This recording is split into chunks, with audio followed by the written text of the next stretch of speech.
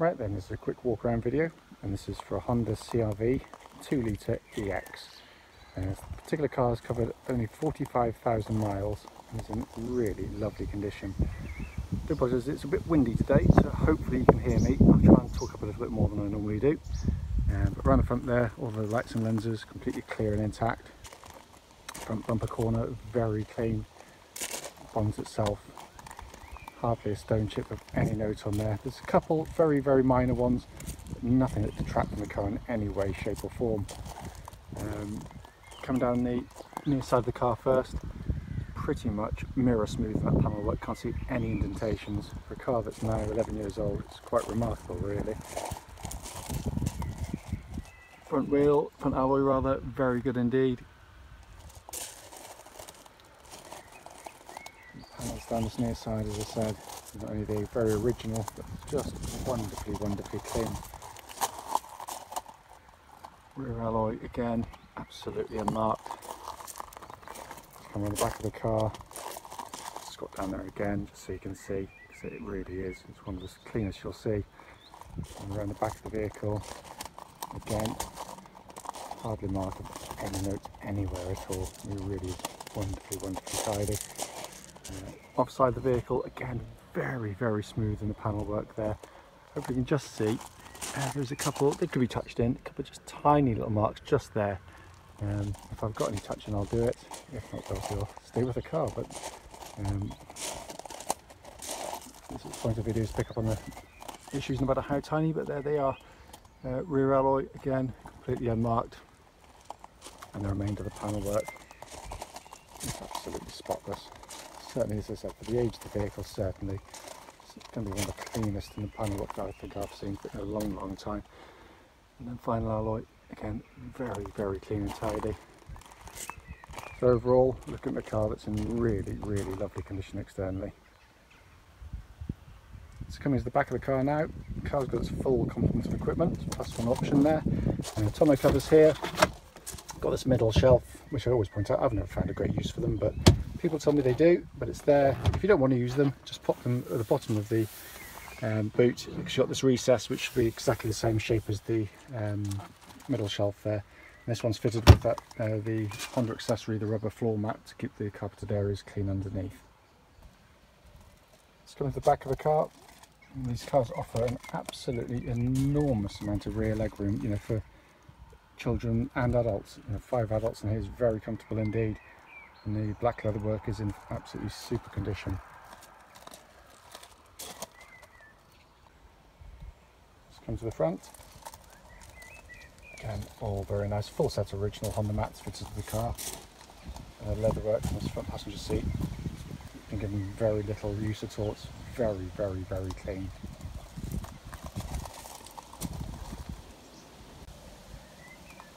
Driver's door card, as with all the others, has been kept very nicely. No sort of major marks or scrapes on there at all. Footwell area is very clean and tidy. The driver's seat again is very good. The only way you're going to get, of course, is getting in and out of the bolsters here where your bum sits on there and swivels round. So you always get a bit, but that's completely in keeping with the age and mileage of the car.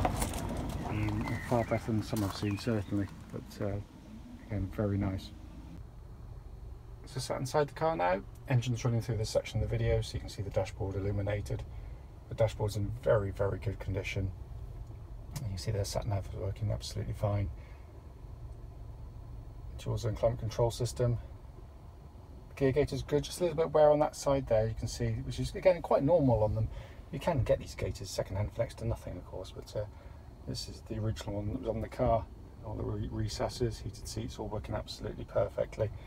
Come across the main binnacle of the car.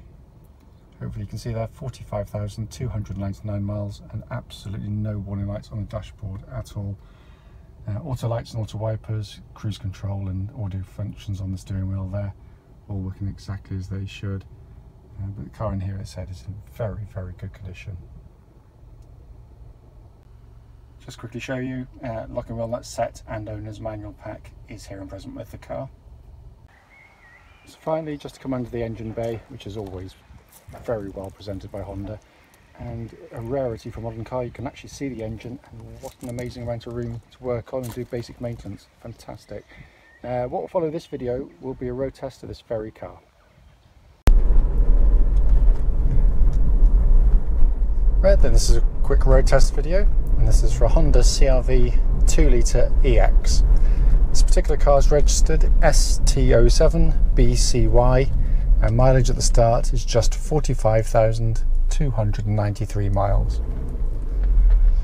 The reason we do the road test is very simple. It's just so customers can get to see the actual car in operation. That way, if there's any sort of major issues on the vehicle, we can relay them back to you as part of the test drive. It's also done on the same very quiet country roads, very close to our premises, so hopefully it'll be representative of what you'd feel yourself if offered a test drive in the vehicle. As you'd expect, with such a low mileage, engine of course is absolutely spot on. Starts first turn of the key, settles to a lovely smooth, very even idle, and as with all these VTECs, pulls absolutely beautifully. Very flexible engines. Just because it's VTEC doesn't mean it does all of its work at the top end. It's perfectly happy to tootle around in quite high gears at quite low speeds, so you can maximise economy, and it doesn't fluff or fluster in any way. It's absolutely fine. Engine, by the way, as with the rest of the car, there's no warning lights on the dashboard relating to the engine or any other part of the vehicle. The car's also been running for quite some time now. Temperature gauge is running at a third, which is exactly where it should be during its operation, while the engine's operating rather, at a fairly length of time. Engine then feeds through clutch and into gearbox. Clutch on the car, smooth, well weighted. Bike point is exactly where it wants to be in one of these Honda cars, so all in very fine order there. Clutch then feeds through into the Honda 6-speed gearbox, which is a wonderful, wonderful gearbox. They're strong, tough, reliable, but they're just so nice to use. That's what's lovely about them. They're very, as I've said in many of the videos for CR-Vs, it's more akin to a much sportier car having a gearbox like this. It's short and throw, it's very direct, beautifully weighted, feels really, really well engineered. You know, you can do it with your fingertips. The springing and loading of each of the gears is absolutely perfect. So, you know, particularly when I'll drop down to second there, when you go from second to third, just nudge it forward and it finds its way to the slot where third is absolutely brilliantly. So you never really get lost in the gears at all. And I can't find anywhere in the gearbox at all. It absolutely changes gear exactly as it should. Synchromesh on these is second to none, you know, not only for actuation but also for reliability as well. So in terms of the powertrain of the vehicle, all in absolutely perfect working order. Steering on these cars is very well done, track's absolutely bullet straight, there's no vibrations coming back through the steering wheel at this or any speed up to the legal limit, obviously the maximum I'm allowed to drive at, but it's just a nicely done system. It feels, although it's power assisted, so it's sort of light enough to be easy, it feels heavy in a bizarre way, which is really nice. It gives the car real security on the road. It's not dancing around. It feels solid and planted on the road, and I can't feel any sort of wear through the steering at all. The same goes for the suspension of the vehicle. Very well judged. Allows corners like that, which some cars of this type tend to flounder a bit by sort of leaning too hard. These corner generally very flat indeed, which means that passengers aren't getting kind of hurled around inside the car. And again, that's really good particularly for rear seat passengers. And again, what I'm looking for on road test is any kind of mechanical noises emanating from underneath that might be kind of sort of rubber bushes with a bit of play or sort of drop links, that kind of thing. And that, you know, normally you can hear the sort of faint clonk coming from underneath these vehicles or any sort of car, but there's nothing on this at all. It rides very, very comfortably indeed. So let's swing around there, pretty much at the halfway point.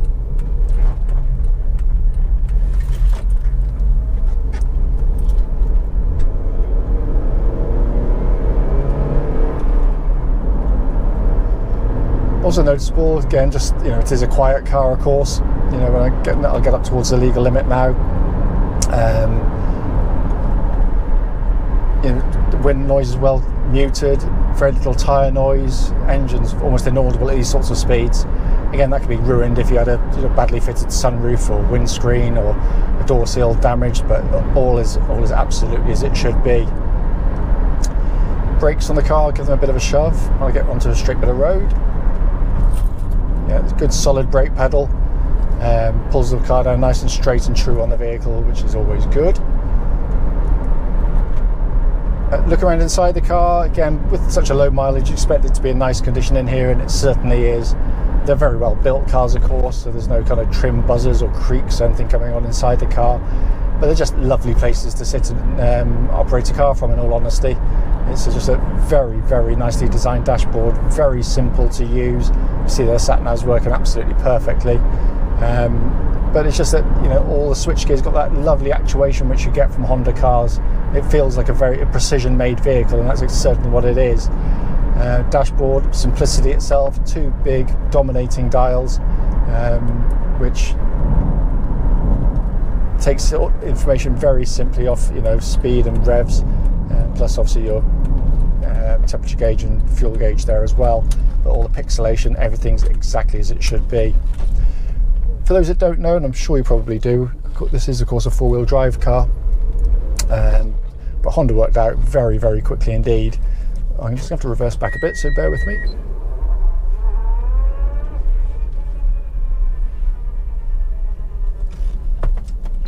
Honda worked out basically that these we're probably going to be doing this sort of driving, in all honesty, where there's no need for four-wheel drive. In effect, you're just driving on tarmac on a perfectly dry road.